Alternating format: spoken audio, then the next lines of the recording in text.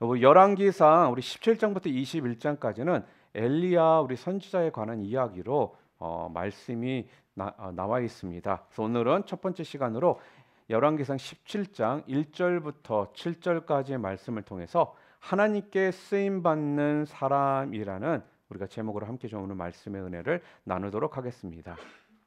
여러분, 엘리야는 모세와 함께 구약을 대표하는 인물입니다. 예수님이 변화산에 올라가셨을 때 예수님과 더불어서 대화를 했던 두 사람이 있었죠. 그 두 사람이 바로 모세와 엘리야였습니다. 모세는요, 율법을 대표하고 엘리야는 선지자들을 대표합니다. 그 정도로 엘리야는 구약의 인물 가운데 중요한 인물이라는 것입니다. 예수님이 모세와 엘리야와 만나서 했던 그 대화의 내용이 무엇이었습니까? 누가복음 9장에 그 대화의 내용이 나오는데요. 거기에서 바로 예수님께서 모세와 엘리야와 바로 예수님의 그 별세에 관한 그 내용들을 함께 대화를 하셨습니다. 바로 떠남, 죽음, 이 땅에서의 사명에 관한 그 대화를 나누셨다라는 것입니다. 그만큼 중요한 인물이었음을 우리는 알 수가 있습니다. 여러분, 엘리야가 그러면 여러분들은 엘리야 그러면 도대체 무엇이 가장 먼저 떠오르십니까? 엘리야. 아마 대부분이 가장 먼저 사람들이 떠올리는 것은요, 엘리야 그러면요, 바로 갈멜산 사건입니다. 열왕기상 18장에 나와 있죠. 갈멜산에서 엘리야가 바알과 아세라 선지자 있죠. 850명과 850대 1로 대결을 해서 승리했던 그 사건을 아마 여러분 모두가 가장 먼저 기억을 하실 거라는 겁니다. 여러분이 아시는 것처럼 바알과 아세라 선지자들이요, 850명이 부르짖고 미쳐 날뛰어도 아무런 반응이 없었습니다. 그런데 엘리야 선지자가 하나님께 기도를 하자 하늘에서 불이 내려가지고 그 쌓아놓았던 번제물이 다 타버리는 그 사건입니다. 이처럼 엘리야는 위대한 하나님의 사람이었습니다. 기적의 사람이었습니다. 자, 그 다음에 엘리야 그러면 여러분들은 무엇이 생각이 나십니까? 엘리야는요, 무엇보다도 기도의 사람이었다라는 것입니다. 야고보서 5장 17절과 18절 말씀에 보면요, 엘리야가 비가 오지 않기를 기도했더니요, 3년 반 동안 비가 오지를 않다가 엘리야가 다시 기도를 했더니 비가 내렸다 그랬습니다. 자, 우리 야고보서 5장 17절 18절 말씀 우리 함께 읽어볼까요? 함께 읽겠습니다. 엘리야는 우리와 성정이 같은 사람이로되 그가 비가 오지 않기를 간절히 기도한즉 3년 6개월 동안 땅에 비가 오지 아니하고 다시 기도하니 하늘이 비를 주고 땅이 열매를 맺었느니라 이렇게 말합니다. 여러분, 엘리야는 우리와 성정이 같은 사람이로되 이렇게 말하고 있죠. 여기서 성정이라는 건 영어로는 nature, 본성을 얘기합니다. 그러니까 사람의 어떤 성질과 마음씨를 말하는 거거든요. 그러니까 엘리야는 우리와 똑같은 사람이라는 뜻입니다. 이처럼 엘리야는요, 기도로 하늘의 문을 열고 닫았던 사람이었습니다. 또 엘리야 그러면 여러분 뭐가 또 생각나십니까? 엘리야는 죽어서 하늘나라로 간 게 아니죠. 엘리야는 죽음을 맛보지 않고 살아서요, 불수레와 불병거를 타고 하늘로 올라갔던 사람입니다. 자, 성경에 여러분 죽지 않고 하늘로 승천한 사람 3명이 있습니다. 누군지 여러분 기억하십니까? 누구죠? 에녹과 엘리야와 예수님이십니다. 이처럼 엘리야는요, 정말 위대한 선지자였습니다. 정말 위대한 믿음의 사람이요, 능력의 사람이었습니다. 먼저 말씀드린 것처럼요, 모세와 함께 구약을 대표하는 인물이었다라는 거예요. 자, 그런데요. 재미있는 게 뭔지 아십니까? 우리가 성경을 아무리 찾아봐도 이 엘리야에 대해선 별 정보가 없더라는 거예요. 모세에 대해서는 여러분이 아시는 것처럼 그 부모가 누군지, 출생의 과정에서 어떤 일이 있었는지, 성장의 과정은 어떠했는지, 어떠한 특이한 사건이 그에게 있었는지, 어떻게 하나님께 부르심을 받았는지 아주 자세하게 조목조목 기록하고 있는 반면에 엘리야에 대해서는요, 아무런 정보가 없더라는 거예요. 엘리야의 아버지가 누구인지, 엘리야의 어머니가 누구인지 전혀 알 길이 없습니다. 단지 엘리야의 배경에 관한 성경 구절이요, 성경에 딱 한 구절이 나옵니다. 바로 우리가 함께 읽었던 오늘 본문 말씀이거든요. 우리 본문 1절 말씀 함께 읽도록 하겠습니다. 함께 읽겠습니다. 길르앗에 우고하는 자 중에 디셉 사람 엘리야가 아합에게 말하되 내가 섬기는 이스라엘의 하나님 여호와께서 살아계심을 두고 맹세하노니 내 말이 없으면 수년 동안 비도 이슬도 있지 아니하리라 하니라. 자, 오늘 본문 1절에요. 유일하게 엘리야에 대해서 기록된 내용이 뭐냐? 길르앗에 우거하는 디셉 사람 엘리야. 이게 우리가 알 수 있는 유일한 엘리야에 관한 정보라는 것입니다. 한번 우리 보여주실래요? 자, 여기가 길르앗이에요. 이게 요단강이거든요. 요단강 동편 길르앗 디셉 사람이라는 이 부분만이 유일하게 성경에 엘리야에 대한 정보를 우리들에게 주고 있다라는 것입니다. 그러니까 우리가 알 수 있는 게 뭐예요? 아, 엘리야는 요단 강 동편 그곳에 있는 길르앗 사람이구나. 이 디셉 사람이구나. 그러면 엘리야는 므낫세 지파 아니면 갓 지파이겠구나. 이 정도 외에는요, 우리가 엘리야 선지자에 대해서 알 수 있는 것이 전혀 없다라는 거예요. 여러분, 무슨 말입니까? 엘리야는요, 무명에 가까웠던 사람이라는 거예요. 엘리야는 처음부터요, 눈여겨볼 정도로 특출난 사람이 아니었습니다. 그저 여러분과 저와 똑같은 평범한 사람이었다라는 거예요. 그런데 우리와 똑같은 이런 평범한 사람이었던 엘리야를요, 하나님께서 불러서는요, 이스라엘의 역사상 가장 어두운 시대에 한 줄기의 빛이 되게 하셨다라는 것입니다. 여기서 우리가 깨닫게 되는 것이 무엇입니까? 우리가 도대체 이 엘리야의 이 모습을 통해 우리가 알게 되는 것이 무엇입니까?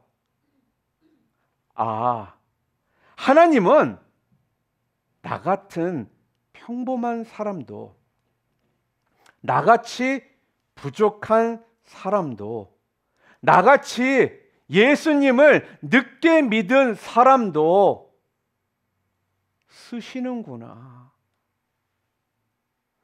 하나님은 그 사람이 여러 배경과 그 사람의 어떤 족보와 그 사람의 어떤 상황과 그 사람의 어떤 지식과 능력의 한계를 뛰어넘어 한 인물을 택하시고 그 사람을 통해서 일을 하시는구나. 오늘 우리는요, 이것을 깨달아야 된다라는 겁니다. 사랑하는 성도 여러분, 가끔씩 우리가요, 신앙생활을 하면서 이러한 이야기를 할 때가 있죠. 나는 신앙생활을 좀 늦게 해서 내가 아는 게 없어서 못해. 내가 배운 게 별로 없어서 나는 못해. 난 능력이 없어서 할 수가 없어. 우리 집안은 좋은 집안이 아니라서 어려워. 혹시라도 이러한 생각을 가지고 계신 분들이 있다면 절대로 그런 생각 하지 마시기를 바랍니다. 오늘 나의 배경과 어떤 나의 상황과 상관없이요, 여러분과 제가 하나님 손에 붙들리기만 한다라면요, 하나님의 강력한 무기로 우리가 쓰임받게 될 수 있음을 여러분 믿으시기를 바랍니다. 자, 그러면 이렇게 무명의 엘리야가 오늘 하나님의 손에 붙들려서 하나님께 쓰임받게 된 그 이유가 도대체 뭘까요? 오늘 성경 말씀을 통해서요, 두 가지를 좀 함께 생각해 보도록 하겠습니다. 첫 번째는요, 하나님께 쓰임받게 된 그 이유 첫 번째는, 엘리야는요, 마음과 영혼이 뜨거웠던 사람이었다라는 겁니다. 오늘 여러분의 마음과 영혼이 뜨거운 사람들이 다 되시기를 주님의 이름으로 축원합니다.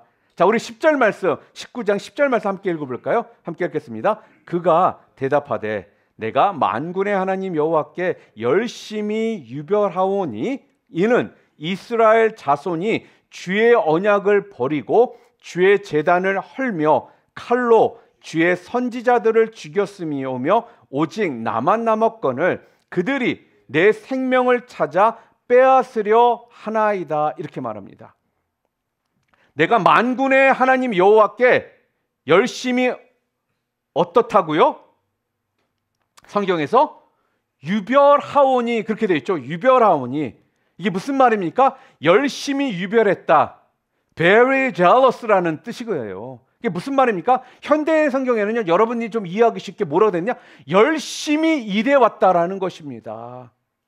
만군의 하나님 여호와께 내가 위해서 내가 열심히 일해왔다. 지금 그렇게 이야기를 하고 있거든요.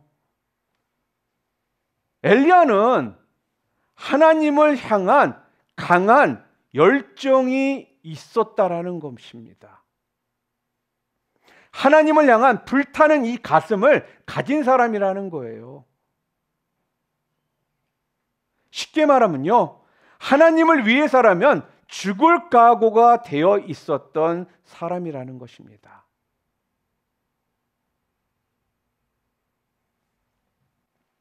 엘리야가 이러한 사람이다 보니까요, 사람들이 하나님을 버리고 우상을 숭배하는 모습을 보면요, 엘리야는 정말 견딜 수가 없는 거예요. 곳곳에 우상이 세워지고 사람들이 거기에 절하는 것을 볼 때요, 마음속에 의분이 일어났다라는 것입니다. 정의로운 분노가 그에게서 있었다라는 거예요. 이처럼 엘리야의 마음속에는요, 여러분, 거룩한 분노가 있었습니다. 하나님을 향한 뜨거운 사랑과 열정이 있었던 사람이라는 거예요. 자, 그러면 엘리야는 무엇에 지금 분노하고 있다라고 성경에 기록되어 있습니까? 열왕기상 19장 10절에 함께 읽어볼까요? 이스라엘 자손이 주의 언약을 버리고 주의 제단을 헐며 칼로 주의 선지자들을 죽였음이오며, 엘리야는 지금 하나님의 백성 이스라엘 백성들이요, 하나님의 언약을 자꾸 버리고 어떻게 해요? 죄악과 우상 숭배에 빠져 있는 그 모습을 보고 분노를 했다라는 것입니다. 하나님의 말씀을 떠난 모습에 분노를 했다라는 거예요. 여러분은 도대체 무엇에 분노를 하십니까? 자녀가 말 안 들을 때 분노하십니까? 아니, 남편이 내 뜻대로 안 할 때 분노하십니까? 아내가 자꾸 잔소리할 때 여러분 분노하세요?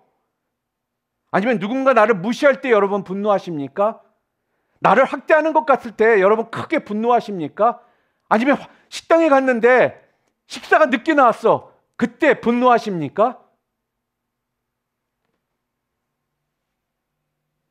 정작 우리는요, 이 시대가 죄악과 우상 숭배와 하나님의 말씀을 버리고 떠난 모습을 보면 분노를 해야 되는데 우리는 그런 부분에 대해서는 분노를 하지 않는다는 것입니다. 내 아이들이 하나님의 말씀에서 떠나는 걸 보고 분노하지 않습니다. 내 아내가 하나님의 말씀을 보고 하나님의 말씀으로 떠나 있는데 분노하지 않아요. 내 남편이 하나님의 말씀에서 떠나 있는데 분노하지 않습니다. 내 가족들이, 내 친척들이 하나님의 말씀에 떠나 있는데 우리는 그런 것에는 분노하지를 않는다라는 거예요.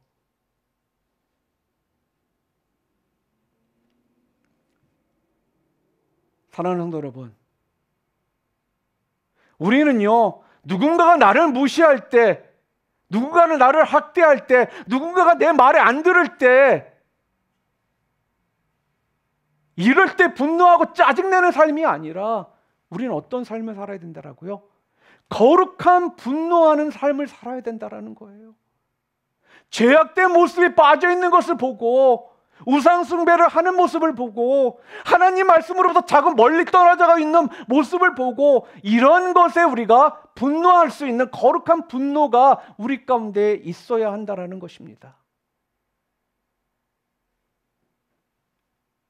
성경에 보면요, 하나님의 마음에 합한 다윗이라고 그러잖아요. 이 다윗에게도 거룩한 분노가 있었거든요. 언제 거룩한 분노가 있었습니까? 모두가 거인 골리앗 때문에 벌벌벌벌 떨고 있었습니다. 그런데 다윗은요, 아니 하나님의 이름을 모욕하고 하나님의 군대를 모욕하는 그 골리앗을 보면서도요, 두려워하는 것이 아니라 떠는 것이 아니라 거룩한 분노가 그에게 일어났다라는 거예요. 그래서 자신의 목숨을 개의치 않고 하나님의 이름과 영광을 위해서 골리앗과 맞서 싸워 나갔다라는 것입니다. 여러분, 이처럼 하나님께 쓰임받는 인물들을 보면요, 하나님같이 하나같이 그 마음과 영혼이요 뜨거웠던 사람들이라는 거예요. 그 시대를 향해 거룩한 분노가 있었던 사람들입니다. 저는 오늘 저와 여러분에게도요, 주님이 주시는 이런 거룩한 분노가 있길 바랍니다. 그러나 여러분, 여기서 우리가 정말 깨달아야 될 것이 있죠. 열정만 있다라고, 거룩한 분노만 있다라고 이 땅이, 내 주변의 사람들이 변화되는 것이 아니더라는 거예요. 안타깝게도. 여러분, 세상에서 가장 무서운 사람이 누군 줄 아십니까? 이 세상에서 가장 무서운 사람? 무식하면서 소신이 있는 사람이라는 것입니다. 모르면서 우기고 나오잖아요. 말릴 수가 없습니다. 자, 반대로 사단이 가장 무서워하는 사람은 누군 줄 아세요? 바로 지성과 영성이 결합된 사람입니다. 여러분, 우리는 가슴이 뜨겁고요, 우리의 머리는요 냉철한 사람이 되어야 합니다. 그런데 우리 민족은요, 아니 어쩌면 우리 민족의 문제라고도 우리가 다들 알고 있잖아요. 가슴은 정말 뜨거워요. 우리 민족처럼 가슴이 뜨거운 민족도 아마 없을 것입니다. 그런데 이 머리도 뜨겁다라는 것입니다. 그러다 보니까요, 감정적으로 모든 일들을 처리해 버립니다. 그래서 우리가 하는 말이 뭐예요? 우리 국민을 향해서, 우리 민족을 향해서 냄비 근성을 가졌다라는 이야기를요, 우리 스스로가 하고 있다라는 것입니다. 그런 의미에서요, 엘리야는요, 누구보다도 가슴이 뜨거웠던 강한 열정과 거룩한 분노가 있었고요, 바로 머리가 찬 냉철한 사람이었다라는 것입니다.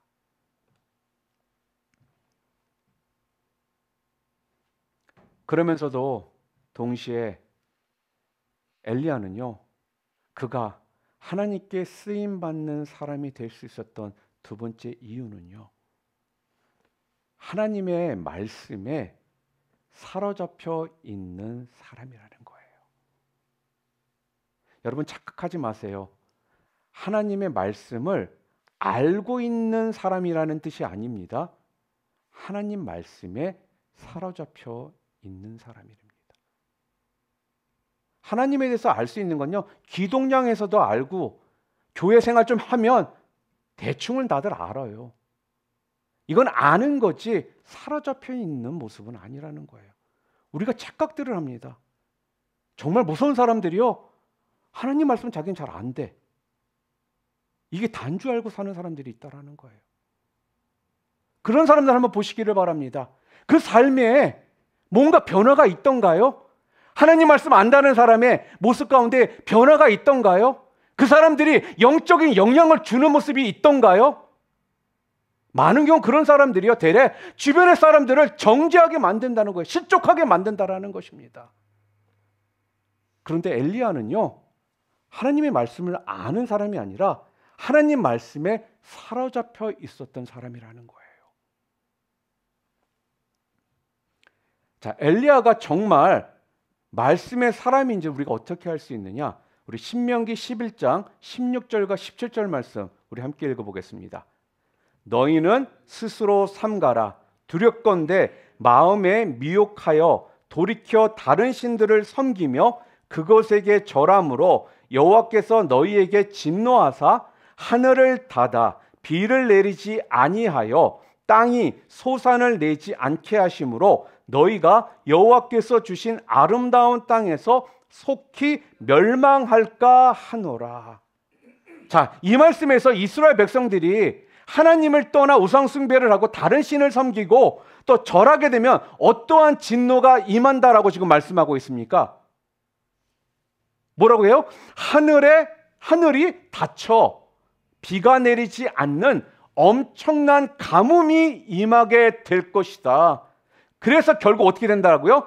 땅의 소산을 거두지 못하고 속히 멸망하게 될 것이다. 분명하게 말씀하고 있습니다. 엘리야는요, 평소에 그 시대에 관한 안타까움과 이 거룩한 분노가 있었던 사람이었지 않습니까? 그러니까 이 신명기 말씀을 분명 묵상하다가 이 말씀을 읽다가 그 말씀이 그 가슴에 꽉 박혔을 거라는 거예요. 하나님이 주시는 큰 감동이 분명 있었을 거라는 것입니다. 아, 오늘 내가 살아가는 이 시대가 하나님을 떠나 우상 숭배를 하는 죄악의 시대구나. 정말 이 세대가 하나님을 떠나 반역하는 세대구나. 그러면서 이러다가 정말 하늘문이 닫히게 되는데, 이러다가 진짜 나라가 멸망하게 되는데, 엘리야는 기도하면서 묵상하면서 도저히 참을 수 없는 마음이 불일듯이 그에게 일어난 것입니다. 그리고는요, 마음이 뜨거워져서요, 어떻게 해요? 아합 왕에게 달려갑니다. 하나님이 주신 감동대로 이 신명기 말씀을요, 그대로 아합 왕에게 선포를 하더라는 거예요. 왕이시여, 이대로 가면 하늘문이 닫히고 비가 오지 않게 될 것입니다. 엘리야는 하나님의 말씀을 지식으로만 그냥 알고 있었던 사람이 아니라 사로잡혀 있었던 사람이기 때문에 그 말씀대로 말씀을 묵상한 채 깨달음 가운데 아합 왕 앞에 나아가 말씀 그대로 선포하더라는 거죠. 여러분, 진정한 어떤 변화나 부흥, 개혁이 우리의 가정 가운데, 우리 교회 가운데, 이 사회 가운데 일어나기 위해서는요, 바로 이렇게 엘리야와 같은 정신이 우리 가운데 필요하다라는 것입니다. 만약에 여러분들이 말씀을 묵상하다가요, 이것이 하나님의 말씀에 어긋나는 일이다. 그러면요, 담대하게 하나님의 말씀을 선포해야 한다라는 거예요. 그럴 때 그곳에 진정한 부흥이 있고요. 변화가 있고 개혁이 일어나는 것입니다. 여러분, 모든 변화나 이런 부흥은요, 어디에서 시작됩니까? 바로 하나님의 말씀에서 시작된다라는 겁니다. 여러분, 진정 여러분의 가정이, 여러분의 직장이, 여러분의 사업체가, 그리고 우리 교회가 부흥, 변화, 개혁되기를 원하십니까? 그렇다면요, 여러분, 자꾸 잘못되고 있는 것만 바라보고 문제만 바라보는 것이 아니라 우리가 뭐를 먼저 해야 될까요? 바로 내가 먼저 하나님의 말씀에 사로잡혀야 합니다.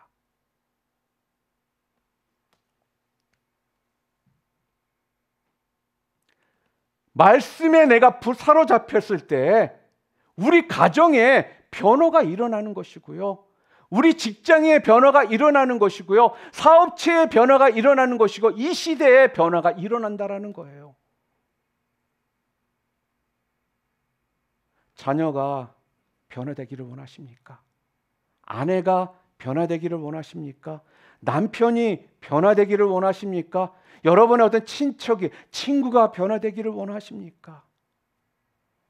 그렇다면요, 말씀에 먼저 내 자신이 먼저 사로잡혀야 한다라는 거예요.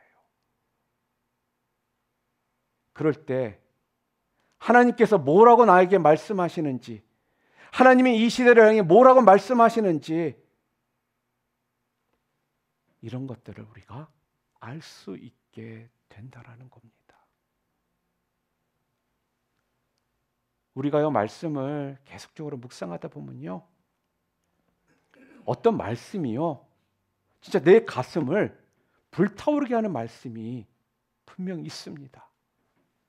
그러면 내 가슴에 불타오르는 그 말씀을요, 우리가 어떻게 해요? 순종하며 선포해야 한다라는 거예요.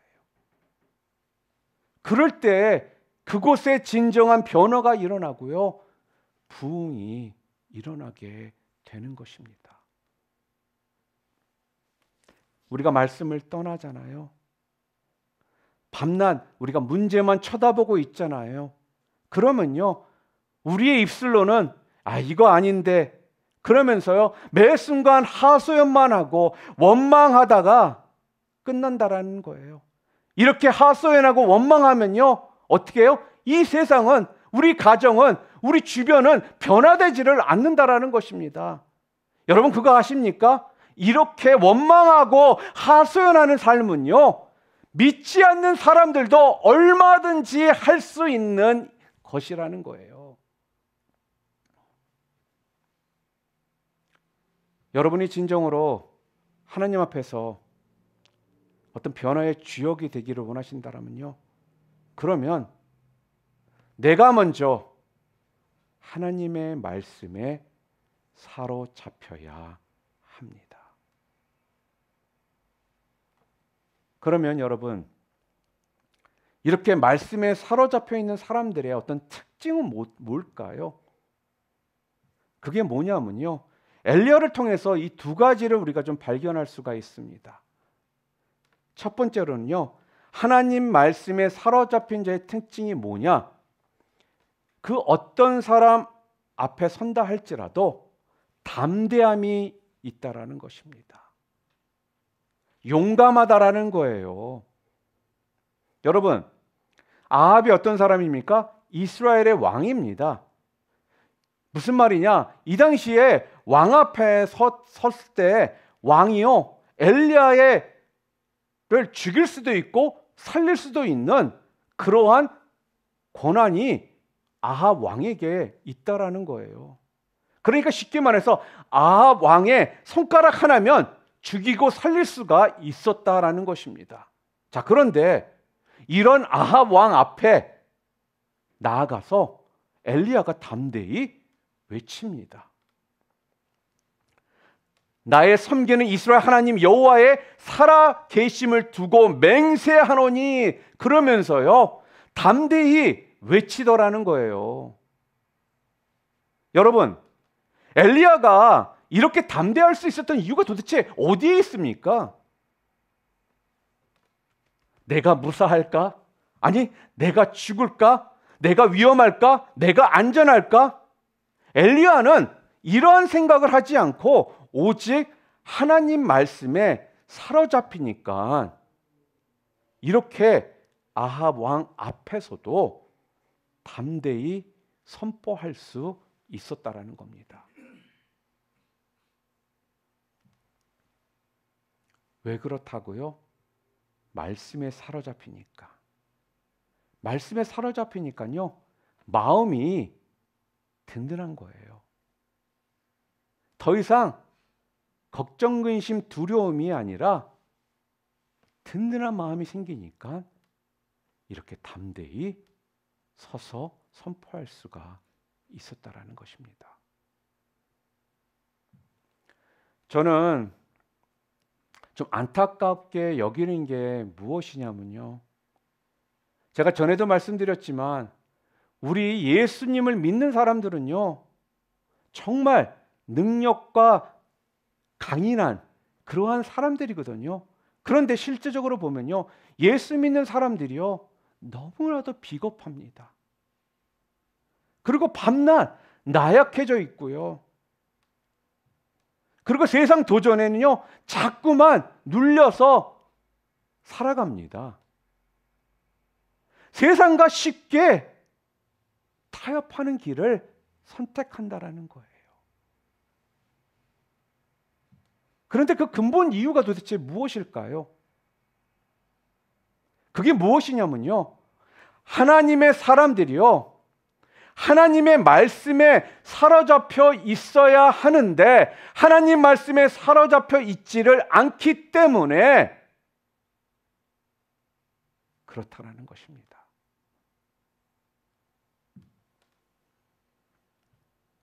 사랑하는 성도 여러분, 능력은요, 능력이 심히 큰 것은 여러분과 저에게 있는 것이 아닙니다. 바로 하나님께 있는 것입니다. 능력은요, 하나님이 주시는 것이라는 거예요.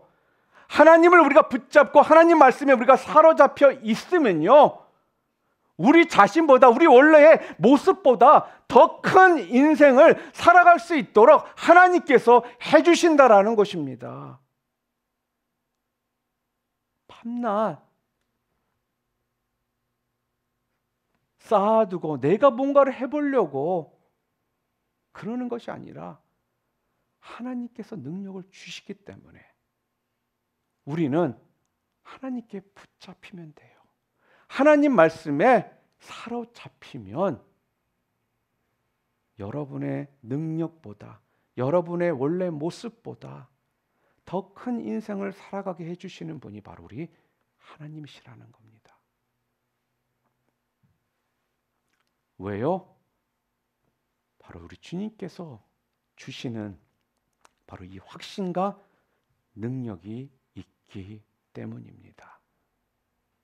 우리 한번 좀 따라해 볼까요? 주여, 주의 말씀에 사로잡혀 담대한 인생을 살게 하옵소서. 둘째로는요, 말씀에 사로잡힌 자의 특징을 들라 그러면 토달지 않고 단순하게 순종하더라는 것입니다. 누가요? 엘리야가. 단순합니다. 심플 마인드를 가지고 있습니다. 토를 달지 않습니다. 변명을 하지 않습니다. 말이 많지 않더라는 거예요. 우리 열왕기상 17장 3절 말씀, 우리 오늘 말씀이죠. 함께 읽어보겠습니다. 너는 여기서 떠나 동쪽으로 가서 요단 앞 그릿 시냇가에 숨고 이럽니다. 자, 여기에 나오는 하나님의 명령이 지금 뭡니까? 지금 무엇을 명령하고 계십니까? 그릿 시냇가로 가라. 가서 뭐 하라는 거예요? 숨어라, 이렇게 이야기를 하세요. 근데 여러분, 좀 이상한 명령 아닙니까? 여러분, 우리가 주님의 말씀이라고 그럴 때 우리가 순종할 때 좀 무척 좀 영광스러운 말씀들이 있죠. 예를 들어서 너는 바로에게 가서 하나님의 말씀을 증거해라. 좀 폼 나잖아요. 뭐 죽을 수 있는 그런 상황은 있을 수 있지만 그래도 좀 스케일도 크고 뭔가 좀 폼이 나는 그런 명령이거든요. 그러니까 당당하게 바로 앞에 나가가지고 말씀 증거하고 선포하다가 죽을 수도 있고 두들겨 맞을 수도 있습니다. 그런데 나름대로 좀 폼나고 멋진 것 같거든요. 그런데 지금 주님의 음성이 지금 뭡니까? 이 정도로 부딪혔으면 이제는 좀 하나님께서 이제 너 가서 아합하고 한판 승부 벌여야 된다. 이제 가서 내 말을 전해라. 이럴 것 같은데 어떠한 명령이 엘리야에게 내려집니까? 도망치래요. 그리 시냇가로 도망가라고 하십니다. 숨어 있으랍니다. 그리 시냇가에 가서 짱 박혀 있으라는 거예요. 제가 만약 엘리야 같았으면 아마 이랬을 것 같습니다. 하나님, 제가 아합 왕을 그렇게 두려워하는 것처럼 보이십니까? 저 그렇게 비겁한 사람처럼 하나님 생각되십니까? 도망치라는요, 숨으라고 말하시면 어떡합니까? 어떻게 그런 명령을 저에게 내리십니까? 폼 안 나게. 제가 그래도 선지자인데. 아마 이런 생각 가졌을 거라는 거예요. 여러분 한번 생각해 보시기를 바랍니다. 지금 엘리야는요, 지금 가슴에 거룩한 분노로 지금 가득해 있습니다. 아까 제가 말씀드린 것처럼요, 하나님을 위해서 죽으라면 죽을 수 있는 그러한 마음이 지금 있는 상태라는 거예요. 아합 왕이 가가지고 담대히 나가서 경고하고 도망쳐서 숨어 있는 것, 이 둘 중에 뭐가 더 그에게 어렵겠습니까? 경고하는 것이겠습니까? 도망치는 것이겠습니까? 왕에게 나아가가지고 경고의 메시지를 선포하는 거 맞아요. 위험한 일입니다. 죽을 수도 있는 일이에요. 그런데 지금 그에겐 의로운 분노를 품고 있는 사람이었기 때문에 어찌 본다면 오히려 기쁜 명령일 수도 있다라는 것입니다. 영광스러운 일이라는 거예요. 그런데 하나님은 지금 이러한 엘리야에게 뭐라고요? 도망가래요. 숨으라고 말씀하시더라는 겁니다. 여러분, 도망치라는 것, 피하라는 것, 이것 또한 하나님의 음성이라는 것을 여러분 믿으시기를 바랍니다. 이게 우리에게 참 중요한 것이거든요. 어떤 때는요, 쉬어라. 그냥 아무것도 하지 말아라. 그냥 잠잠히 있으라. 이것 또한 하나님의 명령입니다. 여러분, 진정으로 하나님의 말씀에 사로잡혀 있는 사람들은요, 큰 명령, 작은 명령, 멋있는 명령, 초라한 명령이니 이런 것을 나누지를 않는다라는 거예요. 이건 전적으로 어떻게 보면 인간적인 시각에서 바라보고 평가하는 것이라는 겁니다. 그러니까요, 하나님 앞에서는 이 모든 것들이 다 똑같다라는 것입니다. 큰 명령, 작은 명령이 없어요. 다 중요한 명령이라는 것입니다. 여러분, 우리가 예를 좀 들어서요, 많은 사람들을 변화시킬 수 있는 수천 명이 모여 있는데 나가가지고 말씀을 증거해라, 앞장서는 리더가 되라, 이런 것들도 분명 하나님의 명령입니다. 여러분, 우리 분명 순종해야 합니다. 자, 그러나 어느 순간에는요, 너 부엌에 들어가서 설거지해라, 교회 문 단속해라, 교회 청소해라, 이런 명령이 있을 수가 있다라는 것입니다. 여러분, 이것은 작은 일입니까? 아니요. 저는요, 그것도 너무나도 귀중한 일이라고 생각합니다. 여러분, 여호수아와 같이 많은 사람을 데리고 전쟁에 나가서 싸워서 승리해라. 왠지 우리 인간적인 눈으로 우리가 바라보면요, 굉장히 위대해 보이고 멋있어 보이는 건 사실입니다. 자, 그런데요, 노인들에게 산꼭대기에 올라가서 손 들고 기도해라, 전쟁도 못 나가니까 손 들고 벌써라는 것입니까? 참 초라해 보이지 않습니까?